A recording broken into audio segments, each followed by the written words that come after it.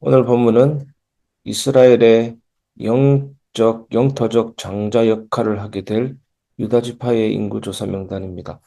근데 유다 지파의 영광스러운 가문 이름들을 쭉 나열하기에 앞서 19절은 시작하자마자 아주 아프고 부끄러운 기억을 먼저 끄집어냅니다. 유다의 아들들은 에르와 오난이라. 이 에르와 오난은 가나안 땅에서 죽었고, 이 에르와 오난이 누굽니까? 과거 창세기 시절 하나님 앞에서 악을 행하다가 약속의 땅에 들어가 보지도 못하고 광야에 이르기도 전에 비참하게 죽임당한 유다의 친자식들입니다. 가문의 역사에서 가장 지우고 싶고 숨기고 싶은 치명적인 범죄의 기록이자 얼룩입니다. 그런데 이 아픈 역사가 영광스러운 인구조사 명단의 맨 앞에 당당하게 기록되어 있는 이면에는 우리를 향한 놀라운 안전의 메시지가 숨겨져 있습니다. 오늘 이 아침, 오늘 이 말씀을 대할 때 내 삶의 상처를 만지시고 새 힘을 주시는 은혜의 말씀으로 여러분 가슴 속에, 심령 속에 다가가기를 바랍니다. 우리의 부끄러움을 덮어 위대한 소망으로 바꾸시는 하나님의 신실하신 은혜를 함께 묵상해 보고자 합니다. 첫 번째, 네 인생의 뼈아픈 과거와 실패, 주님의 십자가 밑에 내려오는 순간 모두 매듭지어집니다. 19절. 본문은 유다 지파의 찬란한 시작점에 에르와 오난의 죽음을 명확하게 기록합니다. 에르는 특별한 죄목이 기록되어 있지 않습니다. 하나님 보시기에 악을 행했다. 죽을 만큼의 악을 행한 것입니다. 그래서 죽임을 당했고, 오난은 어떤 죄를 지었냐면 이스라엘에는 계대 결혼법이라는 것이 있습니다.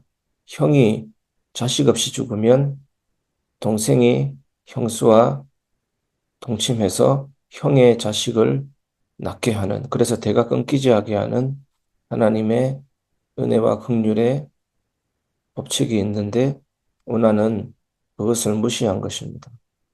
형수와의 관계는 원했지만 자식이 태어나고 그 책임을 지는 것은 거부한 것입니다. 그래서 죽게 된 것입니다. 지파의 뿌리에 있는 가장 어둡고 비참한 실패, 그것을 오늘 그대로 노출한 것입니다.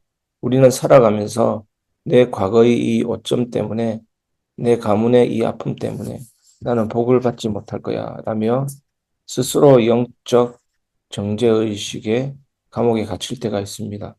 지우고 싶은 과거의 기억이 불쑥불쑥 찾아와 내 마음을 무겁게 짓누르기도 합니다. 그러나 하나님이 유다 지파의 아픈 역사를 여기에 다시 기록하신 이유는 그들을 부끄럽게 하거나 주저앉히기 위함이 아닙니다. 오히려 그 아픔은 이미 가나안 땅에서 끝났다, 지나간 일이다 라며 완벽한 마침표를 찍어주시는 하나님의 선언입니다. 오늘 하루 삶을 살 때 여러 가지 정죄감이나 어떤 상처가 밀려올 때 이미 끝난 일이다라고 선포해 주시는 하나님의 십자가 사랑, 여전히 끝까지 나를 붙드시는 그 사랑으로 우리가 승리하게 될 줄 믿습니다. 주님은 우리의 아픈 과거를 덜쳐내서 폭로해서 정죄하시는 분이 아니라 내가 이미 다 안다. 죽을 만큼 너를 사랑했다. 그러나 이제 툭툭 털고 일어나서 당당하게 서라라고 위로하시는 분이십니다. 오늘 이 새벽에 내 마음에 남아있던 마지막 죄책감과 후회마저 주님 앞에 완전히 내려놓고 완벽한 자유함과 평안함을 누리시기를 바랍니다. 두 번째, 내가 무너뜨린 자리에서 하나님은 상상을 초월하는 안전의 은혜를 새롭게 싹 틔우십니다. 큰아들과 둘째 아들이 죄로 인해 허망하게 죽었을 때 유다의 가문은 그야말로 대가 끊어질 멸문의 위기를 맞이했습니다. 인간의 죄와 허물로 인해 가문 전체가 완벽하게 파멸하는 것처럼 보였습니다. 하지만 하나님은 거기서 유다 가문을 포기하지 않으셨습니다. 20절과 21절을 보시면 베레스와 세라 그리고 헤스론과 아물의 가문이 당당하게 일었습니다. 베레스와 세라, 메시아 계보 아닙니까? 인간이 죄로 가문을 무너뜨린 그 참혹한 절망의 폐허 위에서 하나님은 당신의 주권적인 은혜로 새로운 거룩한 가문들을 다시 창조해내시고 이어가게 하신 것입니다. 인생을 살다가 내 실수나 예기치 못한 환경 때문에 내 삶의 소중한 줄기들이 부러지고 무너져 내릴 때가 있습니다. 이제 내 인생은 어떻게 다시 세우나 눈물 흘리며 낙심할 때가 있습니다. 저도 크게 낙심한 때가 있습니다. 하나님이 교회를 세우시는 과정 속에 여러 가지 아픈 마음도 있었기도 했습니다. 하지만 확신하십시오. 인간의 실패가 하나님의 실패를 의미하지는 않습니다. 내가 무너뜨린 바로 그 자리에서 하나님은 더 단단하고 아름다운 은혜의 새순을 반드시 돋아나게 하십니다. 낙심의 자리를 축복의 시작점으로 바꾸시는 하나님의 강한 손길이 오늘도 저와 여러분의 가정을 든든하게 붙들고 계심을 믿으시기 바랍니다. 성경 인물들은 다 이런 과정을 거친 것 같습니다. 요나는 니느웨로 가라 하는 하나님의 명령에 거부하고 반대 방향인 다시스로 건너가는 배를 타다가 풍랑 만나고 물에 빠지고 물고기 뱃속에 3일간 갇히게 됩니다. 그 소화의 액과 쾌쾌한 냄새, 공기도 습한 온갖 독가스와 악취가 가득한 그 물고기 뱃속에 3일. 3일 사는 자체도 기적입니다. 서울에 내려갔다 할 만큼, 지옥에 내려갔다 할 만큼 죽음과 방불한 그 현장에서 요나는 철저하게 회개하게 되고 낙심의 자리에서 회복시키는 하나님을 붙들게 됩니다. 그때 하나님은 요나를 토해내게 하시고 니느웨에 복음을 선포하게 하십니다. 엘리야는 어떻습니까? 자기의 열심과 자기의 특심이 강했다고 얘기하지 않습니까? 바알 아세라 선지자 850명을 기손 시내가에서 다 죽여버리면 하나님의 승리가 이루어졌다고 생각했는데 오히려 이세벨이라는 악한 여자가 나라 군대를 이끌어서 엘리야를 죽이려고 할 때 엘리야가 죽기를 간청했습니다. 번아웃이 온 것입니다. 하나님은 까마귀를 통해서 떡과 물을 공급하고 40주 40야를 달릴 힘을 주시고 하나님의 산 호렙에 이르게 하십니다. 모세는 어떻습니까?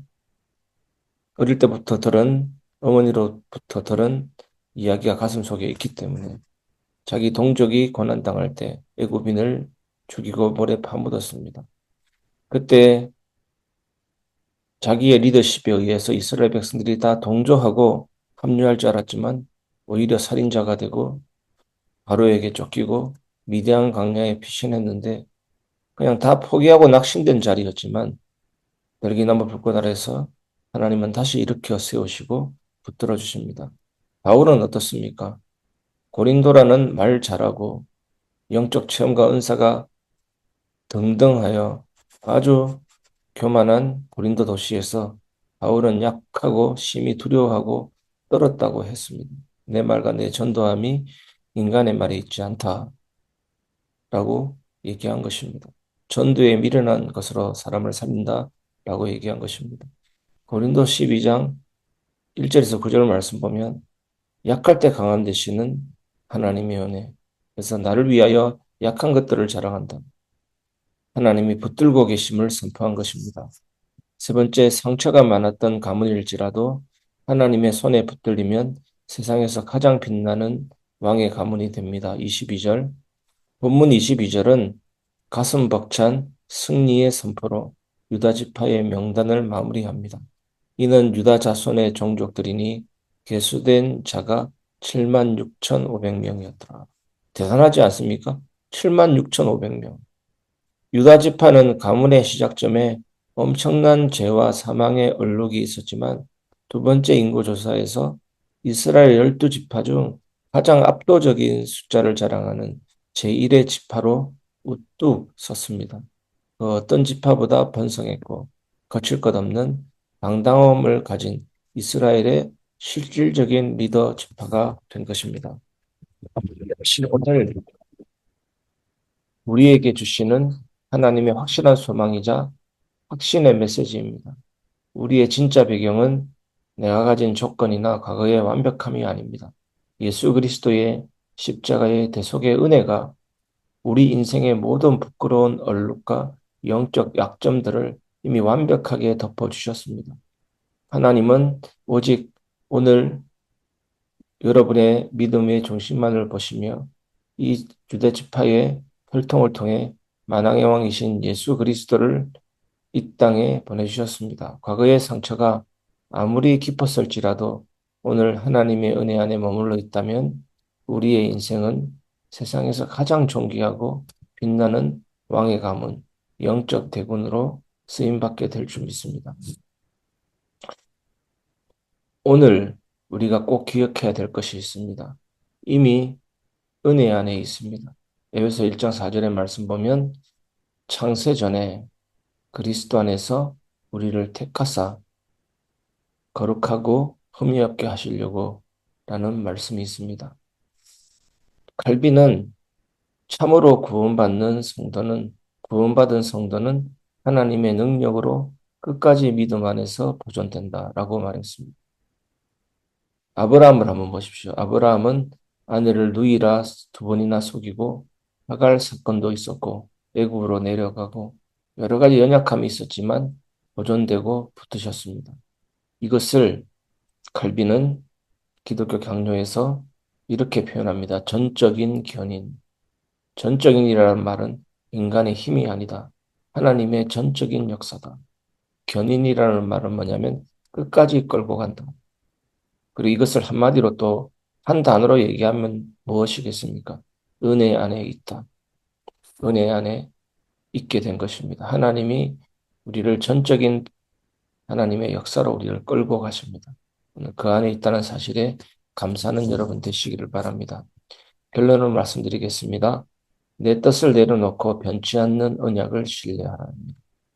사랑하는 성도 여러분, 오늘 본문의 유다 지파는 비록 시작점에 에르와 오난의 죽음이라는 뼈아픈 수치와 결핍이 있었지만 신실하신 하나님은 그들을 포기하지 않으시고 가장 번성한 믿음의 가문으로 승리하게 하셨습니다.